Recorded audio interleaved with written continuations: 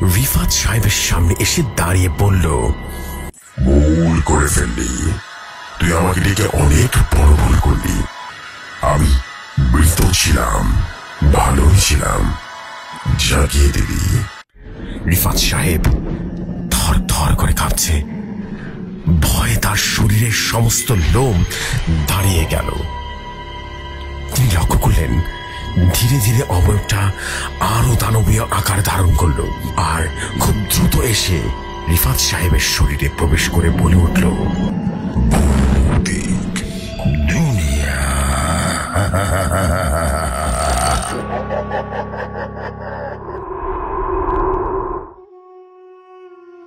যেভাবে লেখা আছে সেভাবেই পড়ছি। আসসালামু আলাইকুম জসু ভাই, আশা করি ভালো আছেন, ভালোর তলে আছেন। আমি রাকিব হোসেন। আজ আবারও অনেকদিন পর সুলাইমান জিনের ঘটনা নিয়ে আবারও হাজির হলাম। দুঃখিত ভাইয়া, বেশ 2 সপ্তাহ লেট হয়ে গেল। আসলে আমার এক্সাম চলছে, এর ভিতরে আমাকে লিখতে হচ্ছে, তাই সময় করে করে ধীরে ধীরে লিখছি আপনার জন্য। যতদিন বেঁচে থাকবো ততদিন আমি ঘটনা দিয়ে যাবো জেফসি ভাই। আজকে যে ঘটনাটা বলবো সেই ঘটনাটি আমাকে কালেক্ট করতে মোটামুটি 4 দিন দাদার কাছে বসতে হয়েছিল। ওসমান দাদার কাছে 4 দিন থেকেই বিশাল বড় ঘটনাটি সংগ্রহ করেছিলাম। ঘটনাটি যেমন ভয়ঙ্কর ঠিক তেমনই হৃদয় বিদারক এবং একই সাথে খুবই রহস্যময় এক ঘটনা। আশা করি আপনাদের কাছে খুব ভালো লাগবে। আমি ঘটনাটিকে একদম প্রাণবন্ত করে লেখার চেষ্টা করেছি, এতে করে আপনাদের বুঝতে অনেক সুবিধা হবে, অনেক বেশি ভালো লাগবে। চলে যাই সরাসরি ঘটনায়। সন্ধ্যা আধার গ্রামের উপরে নেমে এসেছে। গ্রামের শেষ প্রান্তে যেখানে বাঁশঝাড়ের ফাঁকে ফাঁকে শীতল বাতাস হুহু করে বয়ে যায়, সেখানে ওসমান দাদার পুরনো বাটির শিকড়ে ঘর।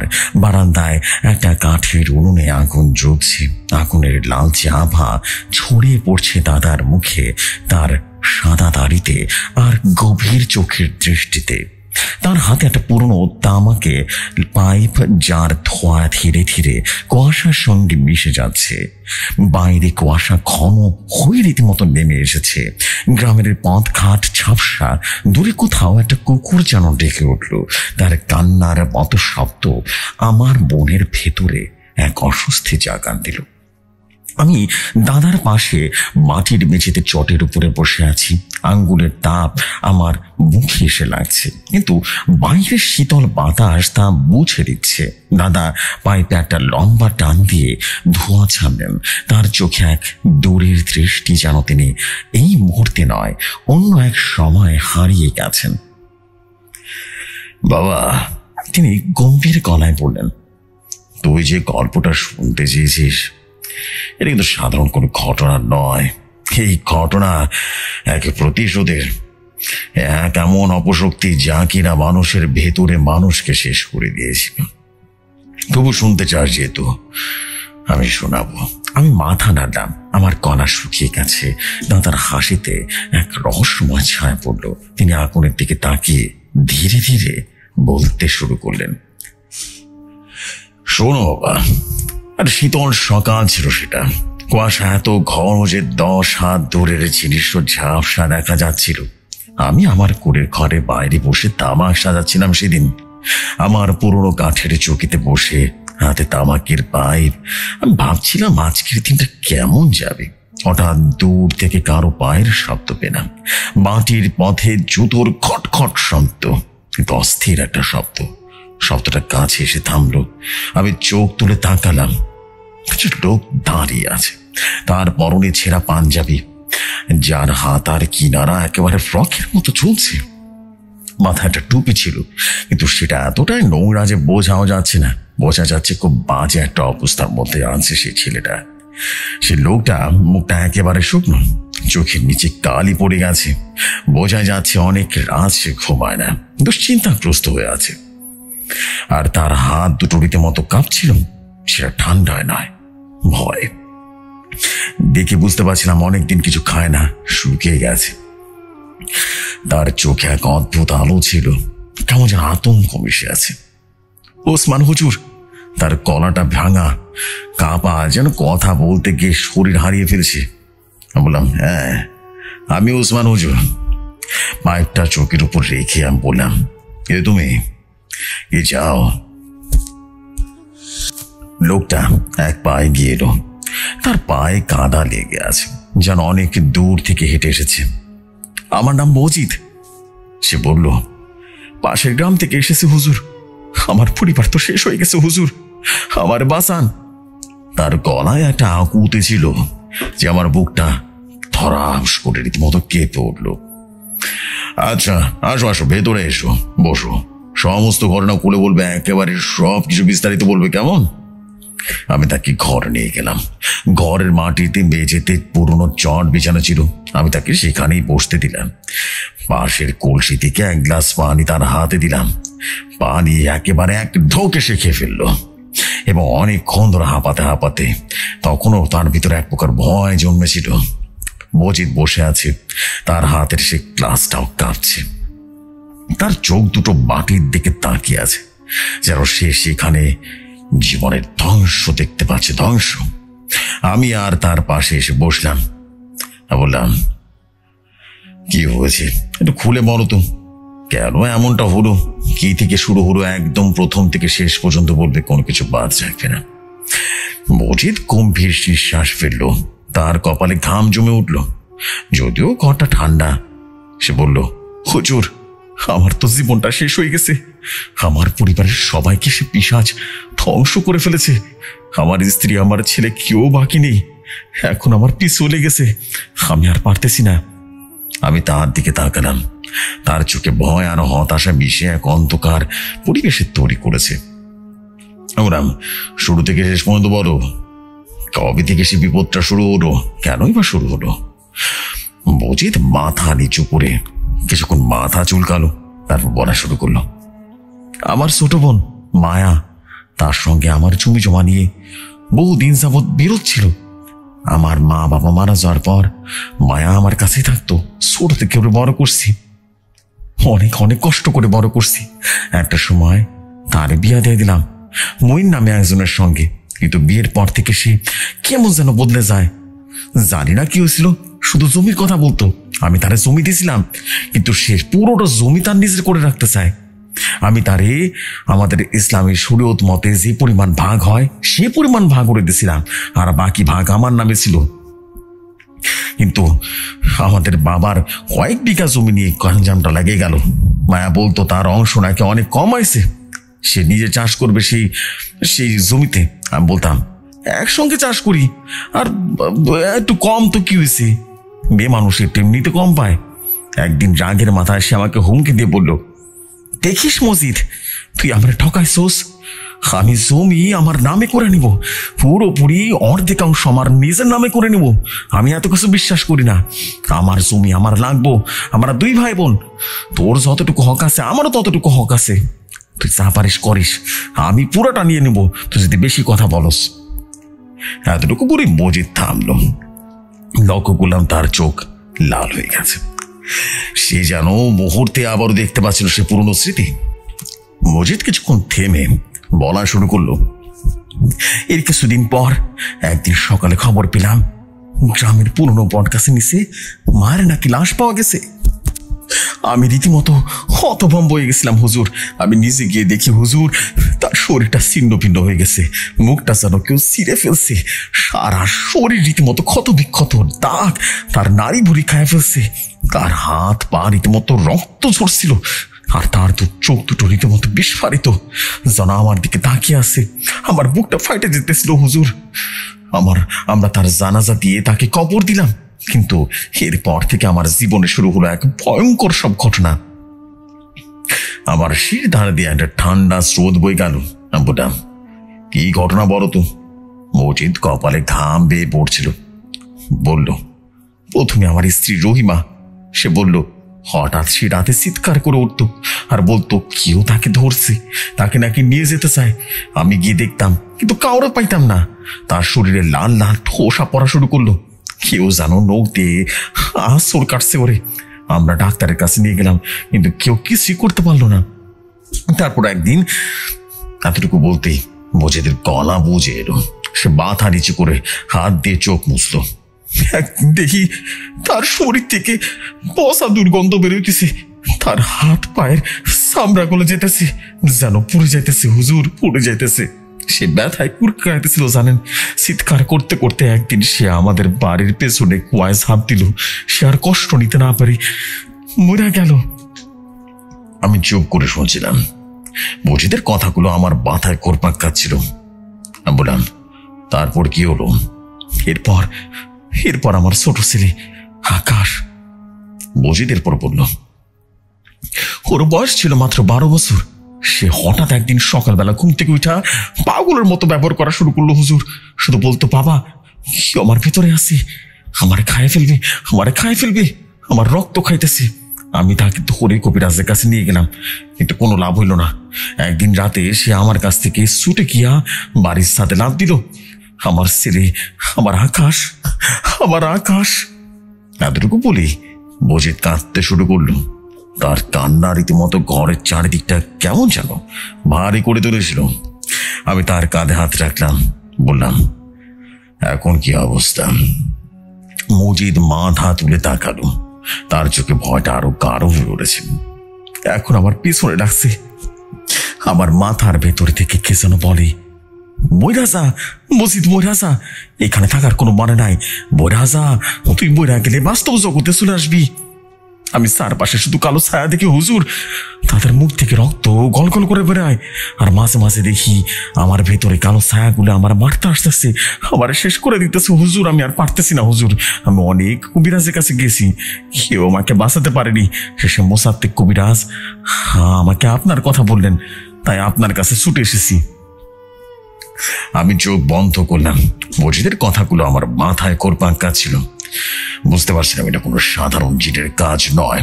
যদি সাধারণ কোনো জিন হতো তাহলে অবশ্যই এতদিনে সে ধরা পড়তো কোনো এক কবিরাজের কাছে। আমি তো অনেক বড় কোনো কবিরাজ নই। আমি শুধুমাত্র আমার কাছে এক বড় জিন আছে, বিশাল শক্তিশালী সুলাইমান জিন আছে। সুলাইমান জিনের সহমতে আমি অনেক কাজ করে থাকি। তো যাই হোক, আমি মজিদকে বললাম, আচ্ছা ঠিক আছে, তুমি যেহেতু আমার কাছে এসছো, দেখছি কি করা যায়। তুমি এখন বাড়ি যাও, আমি দেখছি। আমি কাল তোমার বাড়িতে আসবো, কেমন? মজিদ আমার দিকে তাকালো। তার চোখে একটা আশার আলো জ্বলে উঠল। সে আমাকে ছোট্ট একটা চিরকুটে রীতিমতো একটা ঠিকানা দিল। আমি সেটা বুক পকেটে রাখলাম। এমন বললো, হুজুর আপনার পায়ে পড়ি হুজুর, আমার বাঁচায় না হুজুর, আমি বাইসে থাকতে চাই। আমি আত্মহত্যা করতে চাই না হুজুর, আমি মরতে চাই না। যাই হোক, আমি তখন বললাম, আহা পা ছাড়ো, চিন্তা করো না, ইচ্ছা হবে না তোমার, কেমন? তুমি আজকে রাতে তাহলে কোর্সে পরে ঘুমাবে। আমি কাল আসছি তোমার কাছে, কেমন? আজকে রাতটা আমার সময় লাগবে। সে বলে উঠল, ঠিক আছে হুজুর, আমি তাই করব। এরপর সে চলে গেল। বৌদি চলে যাওয়ার পর আমি আর দেরি করলাম না। আমার ঘরে দরজাটা বন্ধ করলাম। বাইরের কুয়াশা যেন আরো ঘন হয়েছে। আমার বুকের ভেতরটা কেমন যেন অস্থির লাগছিল। আমি জানতাম এই সমস্যা আমার একার পক্ষে সম্ভব না সমাধান করা। আমার প্রয়োজন আমার পুরনো বন্ধু সুলাইমান জিনের। আমি ঘরের একটা কোণে গেলাম। সেখানে একটা পুরনো কাঠের সিন্ধুক আছে, যার উপরে ধুলা জমে গেছে। সিন্ধুক খুলে একটা তামার পাত্র বের করলাম। পাত্রের গায়ে আরবি হরফে কিছু আয়াত খোদাই করা, এবং পাত্রটা হাতে নিয়ে আমি মাটির মেঝেতে বসলাম। একটা পুরনো মোমবাতি জ্বালালাম, আর আলো ঘরের দেওয়ালে কাঁপছে। আমি চোখ বন্ধ করে গভীর নিঃশ্বাস নিয়ে আয়াত পড়তে শুরু করলাম। কিছুক্ষণ পর ঘরের ভেতরটা শীতল হয়ে গেল। বাইরের কুয়াশা যেন ঘরে ঢুকে পড়েছে। হঠাৎ একটা অদ্ভুত সুগন্ধ চারদিকে ছড়িয়ে পড়ল, গোলাপের পাপড়ির মতো, কিন্তু তার সঙ্গে মিশে আছে কিছুটা ধাতব গন্ধ। আবার শরীরটা ঝাঁকুনি দিয়ে উঠল। মোমবাতির শিখা মুহূর্তে কেঁপে উঠল, যেন কেউ ফু দিয়েছে। আমি চোখ খুললাম। আমার সামনে দাঁড়িয়ে আছে সুলাইমান। তার আকৃতি ভয়ঙ্কর, 10 হাত লম্বা দেহ, যেন কালো ধোঁয়া দিয়ে তৈরি। তার চোখ দুটো রীতিমতো জল জল করছে আগুনের লাভার মতো। কিন্তু আমি জানি সে আমার বন্ধু। তার গলা গম্ভীর হয়ে গেল, যেন পাহাড় থেকে ভেসে আসছে। সে বলল, হুজুর আমাকে স্মরণ কেন করেছেন বলুন? আমি শান্ত গলায় বললাম, সুলাইমান, একটা লোক এসেছিল নাম মজিদ, তার পরিবারের উপর নাকি ভয়ঙ্কর এক অপশক্তি হামলা করেছে। আমি জানতে চাই এর পেছনে ঘটনাটা কি, তুমি খোঁজ নিয়ে আসো। সুলেমান মাথা নিচু করলো আর বলল, ঠিক আছে হুজুর, আমি খোঁজ নিয়ে আসছি বলে সে ধোঁয়ার সাথে মিলিয়ে গেল। ঘরটা আবার নিস্তব্ধ হয়ে গেল। মাটির শিখা আমারও স্থির হয়ে গেল। প্রায় 6 ঘন্টা পেরিয়ে গেল। রাত তখন গভীর। আমি আমার ঘরের বাইরে বসে আছি। কুয়াশা আরো ঘন হয়ে গেছে, যেন গ্রামটাকে গ্রাস করে ফেলেছে। হঠাৎ করে ঠান্ডা হাওয়া বয়ে গেল। আমার শরীরটাও কেঁপে উঠল। আমি জানতাম সুলাইমান ফিরে এসেছে। আমি ঘরে ঢুকলাম। সে ইতিমধ্যে আমার সামনে এসে হাজির হলো। সে চোখে এক গভীর উদ্বেগ। বললাম, খোঁজ পেয়েছ? সুলাইমান গম্ভীর গলায় বলতে শুরু করল, হুজুর, এটা কোনো সাধারণ জিনের কাজ নয়। মসজিদের উপরে শয়তান ভর করেছে, শয়তান। তার ছোট বোন মায়া, তার থেকেই বিপদের সূত্রপাত। আমি হতভম্ব হয়ে বললাম, কি বলছে সব? মা তো মারা গেছে, তাহলে কিভাবে? সুলাইমান তার ধোয়ার মতো দেহ নিয়ে ঘরের একটা কোণে চলে গেল এবং সেই ঘটনাটা যেটা দেখেছে সেটা বলতে শুরু করলো। হুজুর, বায়ার মসজিদের মধ্যে জমিনে বিরোধ ছিল বহুদিন ধরে। তার বাবা মা মারা যাওয়ার পর বায়া মসজিদের কাছেই থাকতো। মসজিদ তার বিয়ে দিয়েছিল বইন নামের একজনের সঙ্গে। বইন ছিল গ্রামের একজন কাঠের ব্যবসায়ী, কিন্তু তার বোনের ভেতরটা লোভে ভরা ছিল। বায়ার সঙ্গে মসজিদের ঝগড়া যখন তীব্র হলো, বইন তাকে উস্কানি দিত, বলতো, তুমি তোমার অংশটা নাও না কেন? বলছি তো তোমাকে ঠকাচ্ছে, আমি বুঝতে পারছি, আমি ব্যবসায়, আমি এগুলো খুব ভালো বুঝি। মায়া রাগে অন্ধ হয়ে গেল। একদিন সে মজিদকে হুমকি দিয়ে বলল, দেখিস, আমি জমি আমার নামে করে নিব। এতটুকু বলেই সুলাইমান থামল। তার চোখ দুটো যেন রীতিমতো তীব্র হয়ে উঠল। সে বলল, এরপর মায়া একজন কালো জাদুকরের খোঁজে বের হলো। সে প্রায় 30 দিন ধরে গ্রামে ঘুরল, কিন্তু কেউ তাকে সাহায্য করতে চাইল না। শেষে বইন এক তান্ত্রিকের সন্ধান পেল, যার নাম ছিল হারুন। হারুন ছিল ভয়ঙ্কর মানুষ। সে তান্ত্রিক শয়তানের সাথে চুক্তি করেছিল। তার করে ঘর ছিল গ্রামের বেশ কিছুটা বাইরে, একটা পুরো জমির মাঝখানে পরিত্যক্ত জায়গায়। সেখানে কেউ যেত না, কারণ গুজব ছিল রাতে নাকি অদ্ভুত ভয়ঙ্কর শব্দ শোনা যায় সেখান থেকে। আমার বুকটা ধক করে উঠল। বললাম, তারপর কি হলো? সুলাইমান বলতে শুরু করলো, মায়া রাতের অন্ধকারে হারুনের কাছে গেল। সে তান্ত্রিককে বলল, সে তার ভাই মসজিদের উপরে কালো জাদু করতে চায়, তাকে ধ্বংস করতে চায়। হারুন তখন তার এই কথা শুনে অট্ট হাসিতে হেসে দিয়ে বলল, এটা তো সহজ কাজ নয় মেয়ে। তুমি সুন্দরী রূপবতী মেয়ে, তুমি কেন এই কাজ করতে যাচ্ছ? এই কাজ করার জন্য কিন্তু মসজিদের রক্ত, তার ব্যবহৃত কাপড়ের অংশ আর 1 লক্ষ টাকা লাগবে মেয়ে, বুঝতে পেরেছ?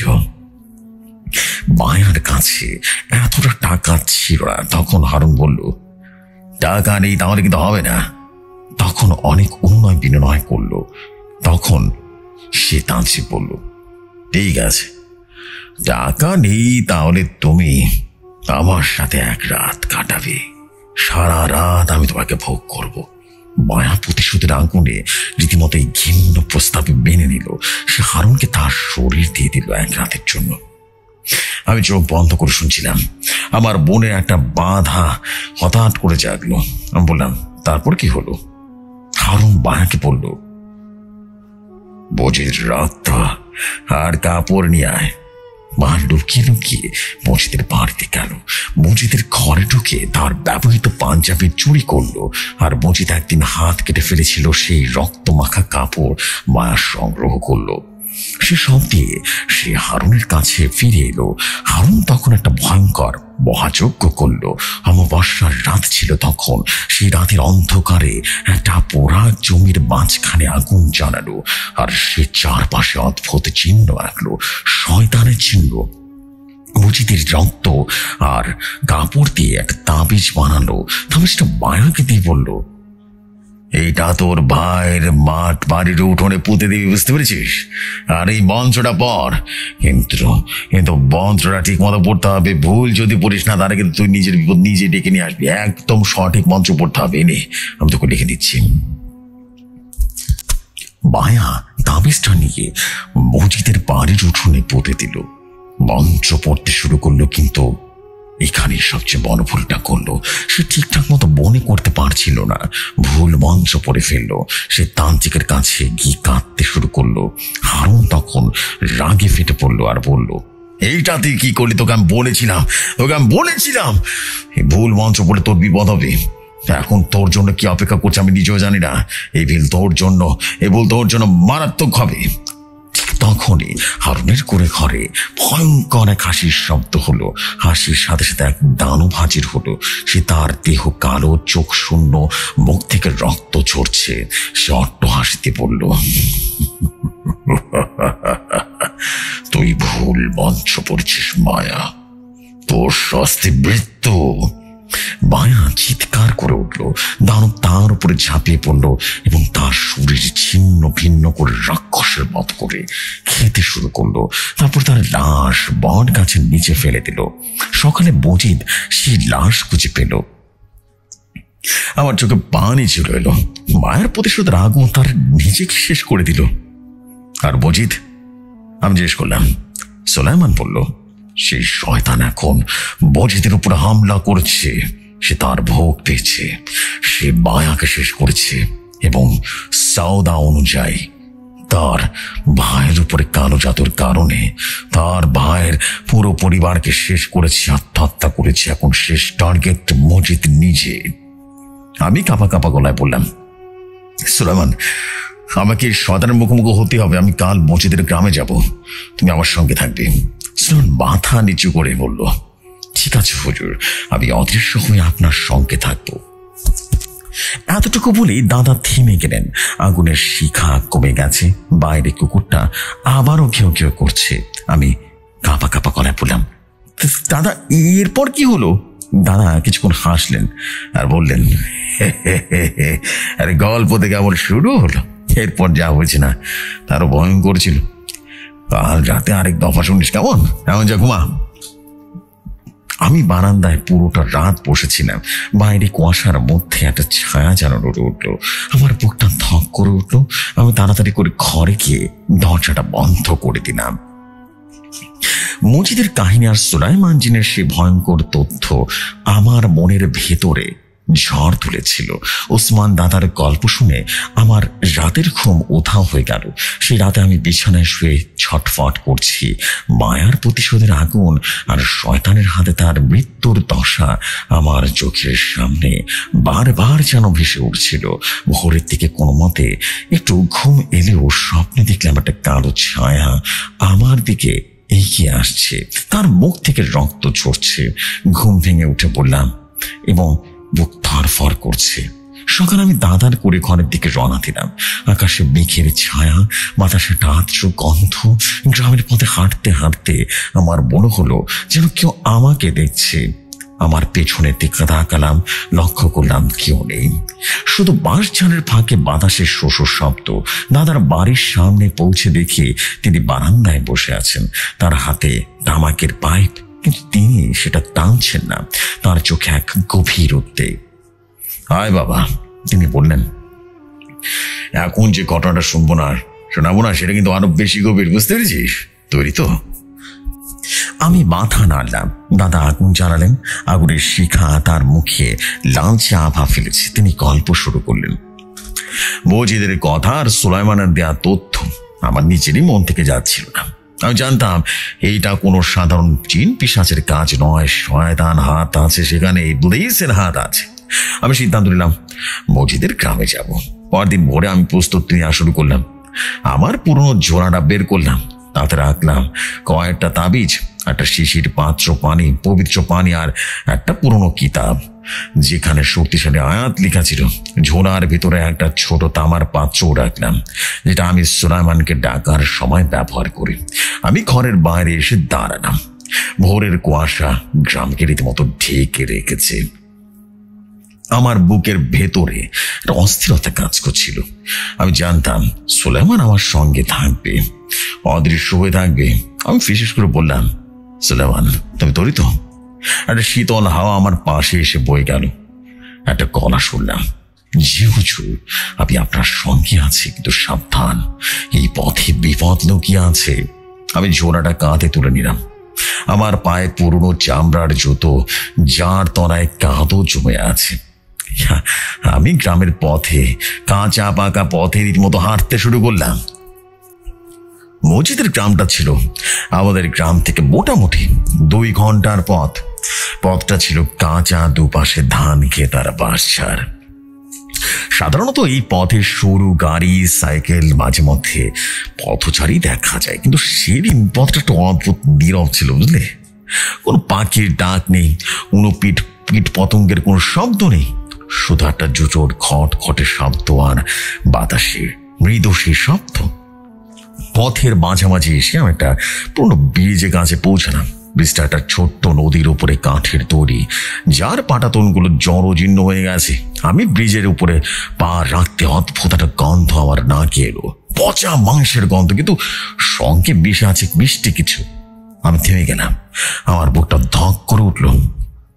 সুলেমান, হুজুর সাবধান, কিছু একটা আছে, আমাদেরকে দেখছে। আমি চারপাশ ঘুরে ঘুরে তাকালাম, কুয়াশার মধ্যে কিছুই দেখা যাচ্ছে না। হঠাৎ ব্রিজের শেষ প্রান্তে একটা ছায়া নড়ে উঠল। এটা কোনো মানুষের ছায়া নয়, এর আকৃতি অদ্ভুত, যেন কালো ধোঁয়া দিয়ে তৈরি। আমি পকেট থেকে পবিত্র পানির শিশিটা বের করলাম, হাত কাঁপছে। আমি আয়াত পড়তে শুরু করলাম। ছায়াটা ধীরে ধীরে আমার দিকে এগিয়ে এলো। তার চোখ নেই, কিন্তু আমি টের পাচ্ছিলাম সে আমাকে দেখছে। হঠাৎ একটা অমানসিক বিভৎস চিৎকার শুনলাম। আমার কানে তালা লেগে যাওয়ার মতো উপক্রম হলো। ছায়াটা আমার দিকে ঝাঁপিয়ে পড়লো। আমি পানি ছিটিয়ে দিলাম। চিৎকার আরো বেশি তীব্র হলো। ছায়াটা ধোয়ার মতো করে বেরিয়ে গেল, কিন্তু তার আগে আমার কানের কাছে এসে অদ্ভুত ফিসফিস একটা শব্দ শুনলাম, ওসমান, তুই পালাবি না। আমার শরীরটা ঘামে ভিজে গেছে। আমি দ্রুত ব্রিজ পার হয়ে গেলাম। সুলেমান বলল, হুজুর, এটা শয়তানের প্রথম বাধা, আরো বাধা আসবে। পথের বাকি অংশে আমি আরো 2টো বড় বড় ঘটনার মুখোমুখি হলাম। একবার পথের মাঝখানে একটা ডাল ভেঙে পড়লো, যেন কেউ ইচ্ছা করে ডালটা ভেঙে ফেলেছে। আরেকবার কুকুর আমার সামনে এসে রীতিমতো আমাকে তেড়ে এলো, বারবার রীতিমতো ফোন করছে, মনে হচ্ছে এখনই খেয়ে ফেলবে। আমি রীতিমতো আয়তাল কুরসি পড়লাম, আশেপাশে ফু দিলাম, লক্ষ্য করলাম অলৌকিকভাবে সেই কুকুর গায়েব হয়ে গেল। বুঝতে পারলাম আমাকে প্রতিরোধ করার চেষ্টা করছে শয়তান। দুপুরের দিকে আমি মসজিদের গ্রামে এসে পৌঁছালাম। গ্রামটা দেখে আমার মনটা ভারী হয়ে গেল। বাড়িগুলো দরজা জানালা বন্ধ, রাস্তায় কেউ নেই, শুধু একটা পুরনো কুকুর বাটিতে রীতিমতো শুয়ে আছে এবং হাঁপাচ্ছিল। তার চোখে একটা শূন্য দৃষ্টি। আমি মসজিদের বাড়ির দিকে এগিয়েছিলাম। মসজিদের বাড়িটা গ্রামের একটা কোণে, মাটির দেওয়ালে ফাটল ধরেছে, উঠোন জঙ্গলে ভরা, ঘাসের মধ্যে পোকার কর্মর শব্দ হচ্ছে। দরজার কাছে পৌঁছতে আমি শুনলাম ভেতর থেকে কেউ চিৎকার করছে, গলাটা মসজিদের। আমি তাড়াতাড়ি দরজা ঠেলে ভেতর ঢুকলাম। ঘরের ভেতরটা অন্ধকার ছিল, একটা মৃদু আলো জানালা দিয়ে আসছিল। মাটির বেজেতে মোড়ের মতো মসজিদ ছটফট করছে, তার হাত পা দড়ি দিয়ে বাঁধা।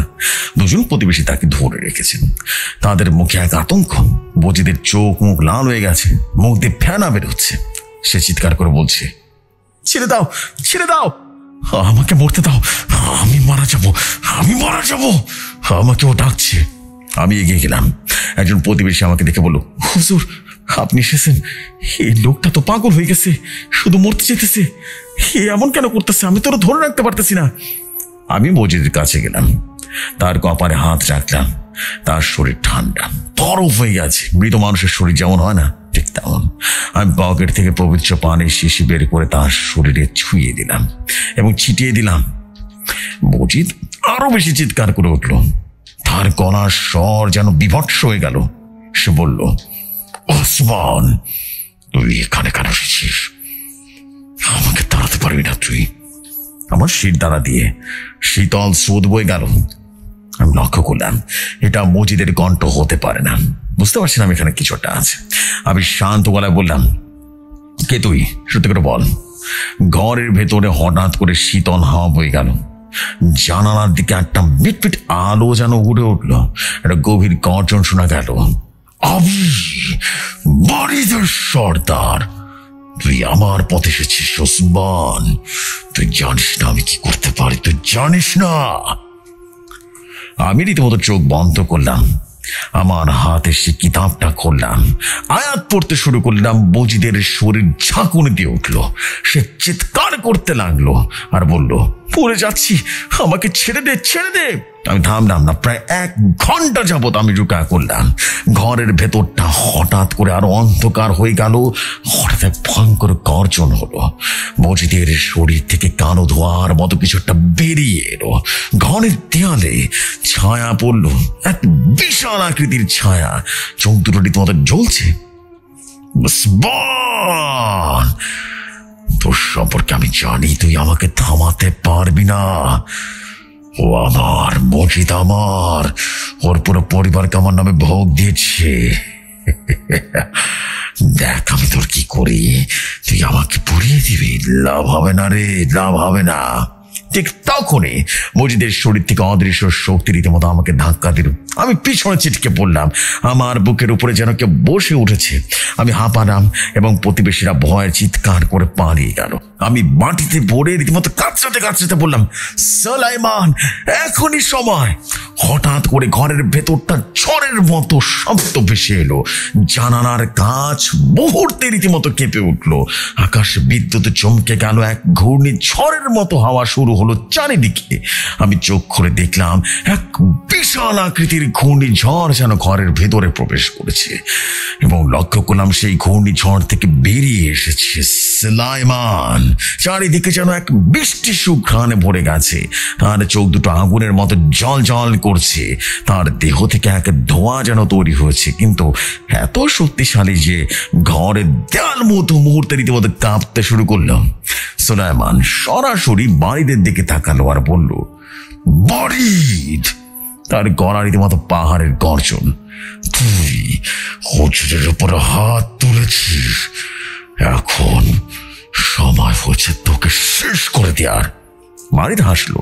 তার হাসিতে আমার রক্ত রীতিমতো জমে গেল। সে বলল, সুলাইমান, তুই আমার পথে এসেছিস, আমি তোকে ছিন্ন ভিন্ন করে দিব। দুজনের ভিতরে চললো এক মহাযুদ্ধ। বাড়িতে রীতিমতো মজিদের শরীর থেকে পুরোপুরি বেরিয়ে এলো।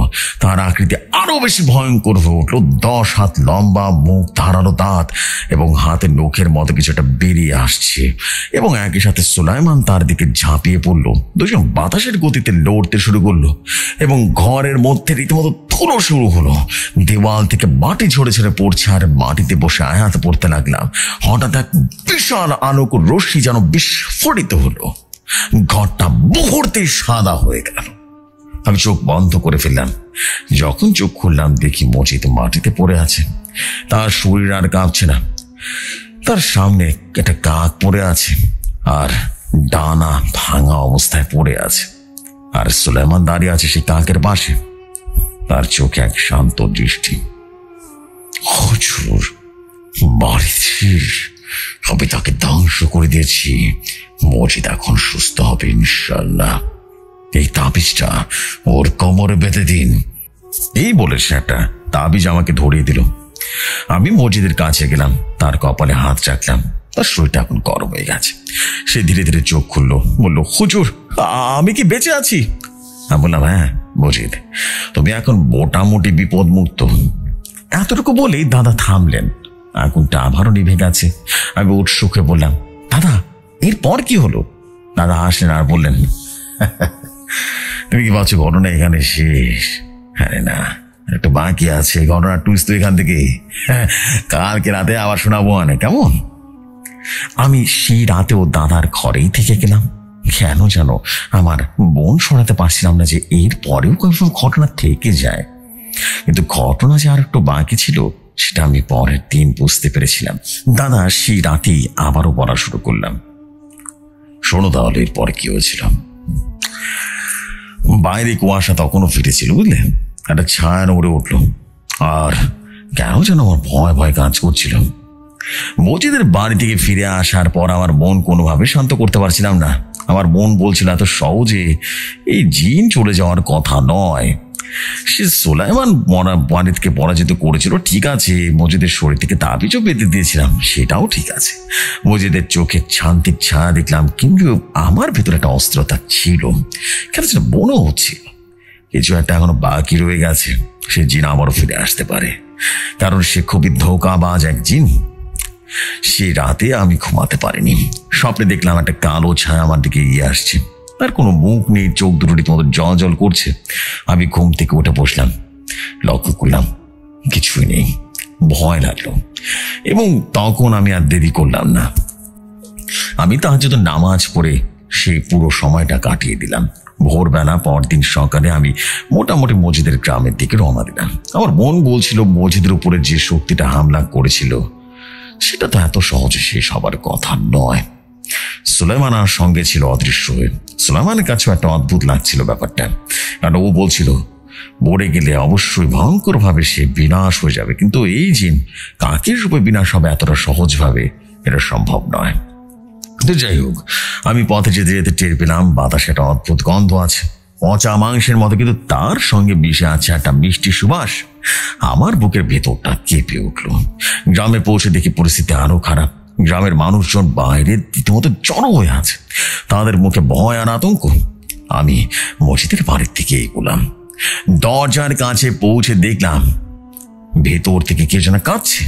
আমি দরজাটা খুলে ঢুকলাম এবং মসজিদ মাটিতে বসে আছে, তার চোখ দুটো ফোলা, বুক শুকনো। তার পাশে এক বৃদ্ধা কাঁদছেন। আমাকে দেখে মসজিদ উঠে দাঁড়ালো। হুজুর, আপনি আসছেন? তার গলায় আকুতি। আমার ভাগ্নে রেহানা, ওকে ওরা ধরেছে। আমি বললাম, কে ধরেছে? মসজিদ কাঁপা কাঁপা গলায় বলল, আমি জানি না হুজুর। কাল রাতে রেহানা হঠাৎ চিৎকার করে উঠলো, বললো কেউ নাকি তাকে টেনে নিয়ে যাচ্ছে, শিকল দিয়ে টেনে নিয়ে যাচ্ছে। আমি গিয়ে দেখি তার শরীর লাল দাগ হয়ে গেছে, তার চোখ দুটো যেন ভয়ঙ্কর হয়ে গেছে। সে পাগলের মতো কথা বলছিল, মজিদ তুই আমাকে মেরেছিস, এখন আমি তোর সবাইকে মারবো। হুজুর, এটা আমার বোন মায়ার গলা ছিল। আমি স্পষ্ট বুঝতে পারছিলাম তার ভেতরে মায়া আছে। আমার বোনের কণ্ঠ শুনতে পাচ্ছিলাম। আমার হৃৎপিণ্ডটা রীতিমতো থেমে গেল। মায়া, যে মায়া কালো জাদুর ফাঁদে পড়ে নিজে জীবন শেষ করে দিয়েছিল। আমি বললাম, রেহানা এখন আছে কোথায়? মজিদ আমাকে ছোট্ট একটা ঘরে নিয়ে গেল। ঘরের ভেতরটা অন্ধকার। মেঝেতে একটা মেয়ে পড়ে আছে, তার হাত পা বাঁধা, তার শরীর কাঁপছে, মুখ দিয়ে লক্ষ্য করলাম ফেনা বেরোচ্ছে। আমি তার কাছে গিয়ে বসলাম এবং তার কপালে আমার বৃদ্ধা আঙ্গুলটা চেপে ধরে হাতটা রীতিমতো পুড়ে যাচ্ছিল, এতটা গরম। ওরে বাবা! আমি পিছিয়ে এলাম। আমি সুলাইমানকে বললাম, সুলাইমান, এটা কি? একটা শীতল হাওয়া আমার পাশ দিয়ে বয়ে গেল। সুলাইমান আমাকে বলল, হুজুর, এটা বাড়িত নয়, এটা ভয়ঙ্কর এক শক্তিশালী কিছু, একটা শয়তান যাকে মায়ার ভুল মন্ত্র জাগিয়েছে। এটা এখন মায়ার আত্মাকে ব্যবহার করছে, মায়ের কারিন জিনকে ব্যবহার করছে সে। আমি চোখ বন্ধ করলাম, আমার হাতে ধরা সে কিতাবটা করলাম, আজ পড়তে শুরু করলাম। রেহানার শরীরটা ঝাঁকুনি দিয়ে উঠলো। সে চিৎকার করে বলল, ওসমান, তুই আবার এসেছিস। তুই আমাকে এবার থামাতে পারবি না। মসজিদ আমার, এই গ্রাম আমার। আমি থামলাম না, আমি রুকা চালিয়ে গেলাম। ঘরের ভেতরটা আবারও শীতল হয়ে গেল। জানালার কাজ রীতিমতো কেঁপে উঠলো। ভয়ঙ্কর এক গর্জন শোনা গেল এবং রেহানার শরীর থেকে কালো ধোঁয়ার মতো কিছুটা বেরিয়ে এলো। এটা মারিদের মতো নয়, এটা চোখ দুটো রীতিমতো শূন্য এবং মুখ দুটো কেমন যেন বিভৎস লাগছিল। আমি চিৎকার করে বললাম, সুলাইমান, কিছুটা করুন। ঘরের ভিতরটা আমার হিম হয়ে গেল। বাতাসে রীতিমতো ঝড় উঠলো, আকাশে বিদ্যুৎ চমকে গেল, আর সে কালো আকৃতি আমার দিকে এগিয়ে এলো। একটা বিভৎস হাসি আর বলল, ওসমান, তুই কিভাবে এবার আমাকে হারাতে পারবি? আমি মায়ার প্রতিশোধ, আমি তার রাগের মাধ্যমে জন্মেছি। তুই আমাকে থামাতে পারবি না। আমি রীতিমতো পিছিয়ে গেলাম। আমার হাত পা কাঁপছে। আমি জানতাম এখন ভয় পেলে সবকিছু শেষ হয়ে যাবে। আমি আয়াত পড়তে থাকলাম। হঠাৎ ঘরের মধ্যে ঘূর্ণিঝড়ের মতো রীতিমতো হাওয়া ঢুকে পড়লো। সুলাইমান হাজির হলো। তার আকৃতি আরো ভয়ঙ্কর হলো। তার চোখ দুটো রীতিমতো জ্বলছে, দেহ যেন আগুন আর ধোঁয়ার মিশ্রণ। সুলাইমান গর্জে উঠে বলল, শয়তান, তুই হুজুরের পথে এসেছি, এখন আমার সাথে লড়। শয়তান হাসলো আর বলল, সুলাইমান, আমি তোকে ছিন্ন ভিন্ন করে দেব। দুজনের ভিতরে আবারও সেই যুদ্ধ শুরু হলো। ঘরের মধ্যে রীতিমতো ধুলোয় ভরে গেল। শয়তানের আকৃতি বদলে রীতিমতো সাপের মতো হয়ে গেল, কখনো পাখির মতো হয়ে গেল। সুলাইমান তাকে ধরে আকাশের দিকে ছুঁড়ে মারলো। শয়তান বাতাসের গতিতে আবারও ফিরে এলো, তার নখ দিয়ে সুলাইমানের দিকে আঘাত করছিল। সুলাইমানের দেহ থেকে ধোঁয়ার মতো কিছুটা বেরিয়ে গেল, কিন্তু সে থামলো না। আমি আয়াত পড়তেই থাকলাম। আমার গলা রীতিমতো শুকিয়ে যাচ্ছিল, আর রেহানা মাটিতে পড়ে কাঁপছে, তার মুখ দিয়ে রক্ত বেরোচ্ছে। আমি তার কাছে গিয়ে তাবিজটা বেঁধে দিলাম। হঠাৎ একটা বিশাল আলোক রশ্মির ঝলক দেখলাম। ঘরটা সাদা হয়ে গেল। আমি চোখ বন্ধ করে ফেললাম। চোখ খুললাম, দেখলাম শয়তান আর নেই, তার জায়গাটা কালো পাথর পড়ে আছে। সুলাইমান আমার সামনে দাঁড়িয়ে আছে, তার চোখে ক্লান্তি। সে বলল, হুজুর, ও শেষ করতে পারেনি, ও পরাজিত হয়েছে। মায়েরা ভুল মঞ্চ ওই গ্রামকে অভিশপ্ত করে দিয়েছে হুজুর। আমাকে আরো খোঁজ করতে হবে। আমি মজিদের দিকে তাকালাম। সে রেহানার পাশে বসে বসে তখনও কাঁদছে। রেহানা ধীরে ধীরে চোখ খুললো, তার চোখে এখনো শান্তি। আমি বললাম, মজিদ, তুমি এখন নিরাপদ আছো, কিন্তু এই গ্রামে আরো কিছুদিন ঘটনা করতে হবে, এবং আমি যা বুঝতে পারছি ছোট একটা ভুলের কারণে পুরো গ্রামে অভিশাপ লেগে গেছে, এবং এই গ্রামের অভিশাপ মুক্ত করতে হবে আমাকে। পরের দিন আমি গ্রামের পুরনো সে বট গাছের কাছে গেলাম। সেই বট গাছের নিচে মায়ের লাশ পাওয়া গিয়েছিল, এবং যেখানে সেই মোটামুটি সে লাশটা পাওয়া গেছে। গাছটার নিচে হাঁসটা দেখে আমার শরীরটা কেঁপে উঠলো। শিকড়গুলো যেন মাটির নিচ থেকে খুঁজছে কিছু একটা। আমি গাছের কাছে গিয়ে বসলাম। সুলাইমানকে ডাকলাম, সুলাইমান, কি মনে হয় গাছের কাছে কি আছে? সুলাইমান বলল, হুজুর, এই গাছের নিচে মায়ের তাবিজ পোতা আছে। এই তাবিজ দিয়ে মায়ের শরীর থেকে তার আত্মাকে বের করে নেওয়া হয়েছে, এবং এই তাবিজের মাধ্যমে তান্ত্রিক সে মায়ের আত্মাকে কাজে লাগাচ্ছে, এবং গ্রামের অভিশাপ ভয়ঙ্কর ভাবে দেওয়া শুরু করেছে। আমাদের এই তাবিজটা বের করতে হবে হুজুর। আমি মাটি খোঁড়া শুরু করলাম। ঘন্টা খানেক পর একটা কালো কাপড়ে মোড়ানো তাবিজ পেলাম। তাবিজটা হাতে নিতেই আমার শরীরটা রীতিমতো বিদ্যুৎ বয়ে গেল। আমি তাড়াতাড়ি তাবিজটা মাটিতে ফেলে দিলাম। সুলাইমান বলল, হুজুর, এটা আমি নিয়ে যাব, এটা ধ্বংস করতে হবে। সুলাইমান তাবিজটা হাতে নিল। হঠাৎ করে ভয়ঙ্কর চিৎকার শোনা গেল। গাছের শিকড় থেকে কালো ধোঁয়া বেরিয়ে এলো। আমি পিছিয়ে গেলাম। সুলাইমান বলল, হুজুর, পিছনে থাকুন, এটা শেষ করতে হবে। সুলাইমান আর বলল, হুজুর, গ্রামের পুরনো মসজিদের কাছে সেখানে একটা পবিত্র কূপ আছে, তাবিজটা সেখানে পুড়িয়ে ফেলতে হবে। আমি মাথা নাড়লাম। আমরা দুজন মসজিদের কাছে রীতিমতো রওনা দিলাম।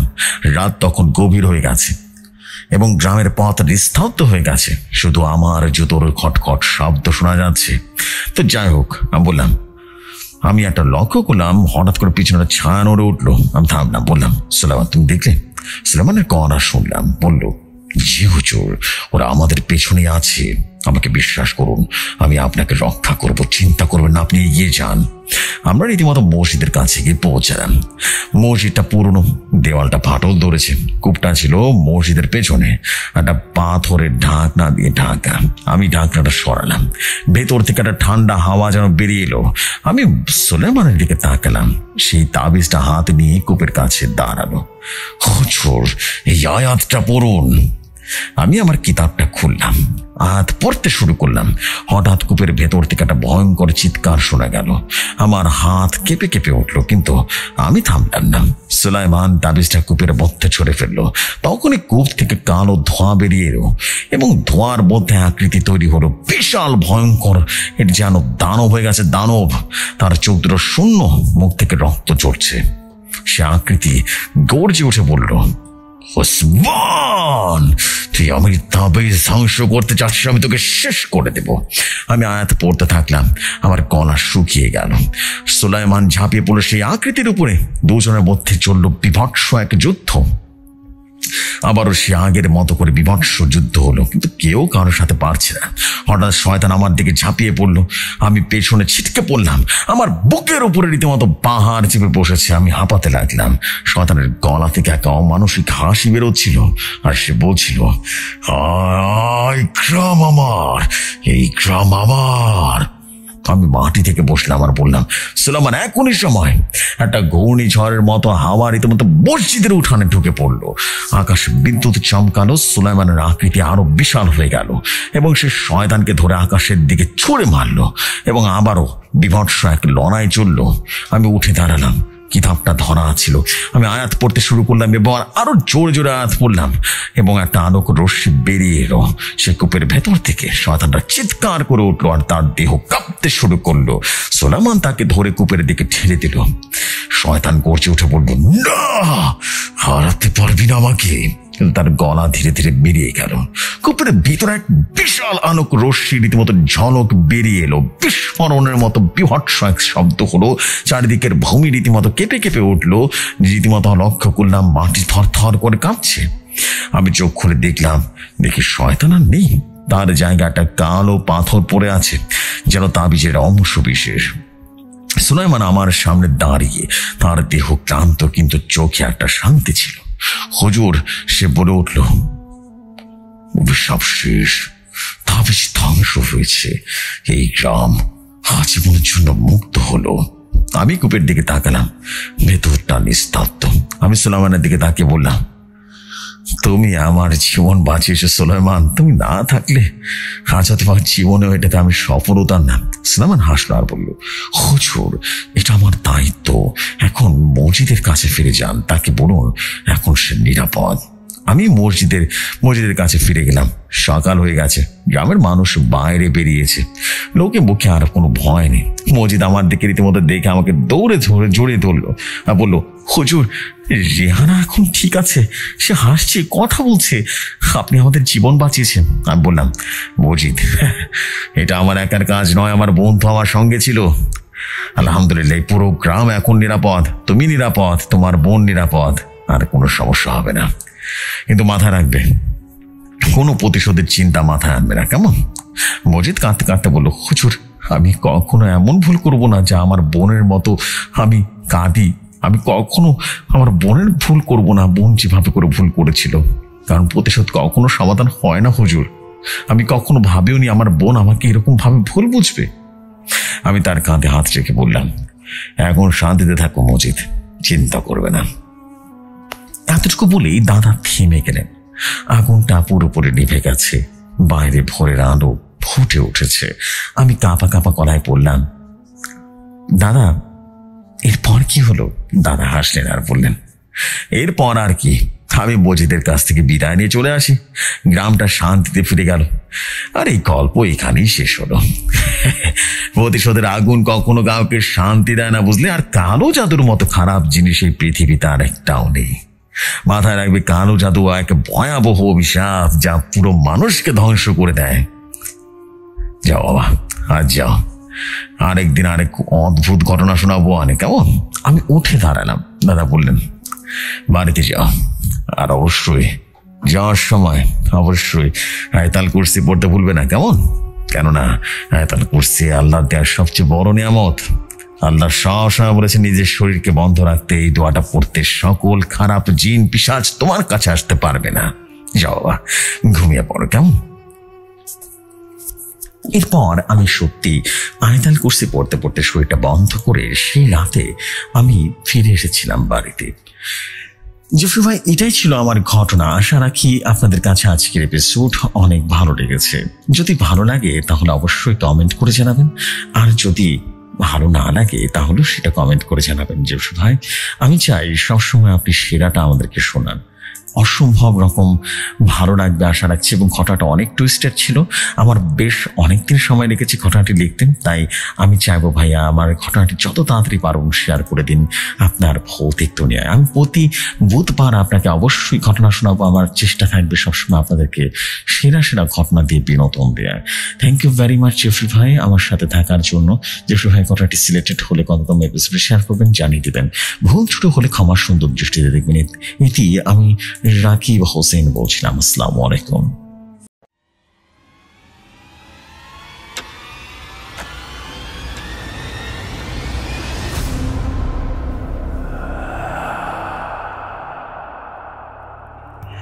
ওয়ালাইকুম আসসালাম। অ্যান্ড জাস্ট বলতে হবে 3টা জাস্ট কথা, OMG, what a story! Wow wow, just wow story ছিল। এক কথায় জলজন্ত এক যেটাকে বলে সুলাইমান জিনের ভয়ঙ্কর রকম সুন্দর একটা ঘটনা শুনেই ফেললাম আজকে। কি যে ভালো লাগছে আমার, আমি আপনাদের বোঝাতে পারবো না। সুলাইমান জিনের ঘটনা মানেই দারুণ কিছু, অসম্ভব রকম সুন্দর কিছু, পাওয়ারফুল কিছু, আর স্টোরিগুলো এত সুন্দর হয়। উফ, বাবারে বাবা, জাঁকজমক ঘটনা ছিল ভাই, অসম্ভব রকম সুন্দর এই ঘটনার জন্য আপনাকে অনেক ধন্যবাদ। অ্যান্ড ইনশাল্লাহ আমি বিলিভ করি, এটা আমার জায়গা থেকে আমি বিলিভ করি যে এরকম আরও অনেক ঘটনা আপনি লিখবেন ইন ফিউচার, অ্যান্ড আমরা সব ঘটনা শেয়ার করে দেবো ভাবে, বিকজ আপনার ঘটনা বাসানো অনেক সুন্দর হয়েছে। এটা আসলে বলতেই হবে আমাকে, না বললে এটা অপরাধ হয়ে যাবে, ঘৃণিত অপরাধ হয়ে যাবে। অসম্ভবই সুন্দর ঘটনার জন্য আপনাকে অসংখ্য ধন্যবাদ রাকিব ভাই।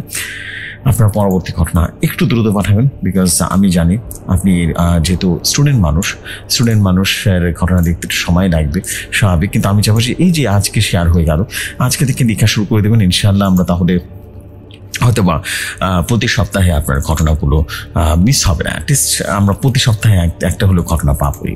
সো এটা আমি চাই আপনার কাছ থেকে, এটা এক প্রকার আমি আপনার কাছ থেকে নিয়ে নিলাম আর কি সময়টা। থ্যাংক ইউ ভেরি মাচ ভাইয়া ফর দিস স্টোরি। সো আমরা কিন্তু শুনে ফেললাম স্টোরি, কেমন লাগলো আপনাদের কাছে আপনারা কিন্তু কমেন্ট করে জানাবেন, আপনাদের কমেন্টের অপেক্ষায় থাকবো, because it's all about you.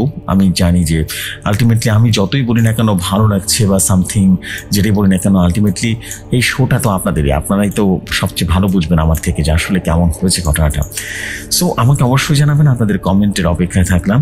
So this is the fact. আজকে পুরো এপিসোড জুড়ে একটাই ঘটনা ছিল, একটাই ঘটনা শেয়ার করলাম।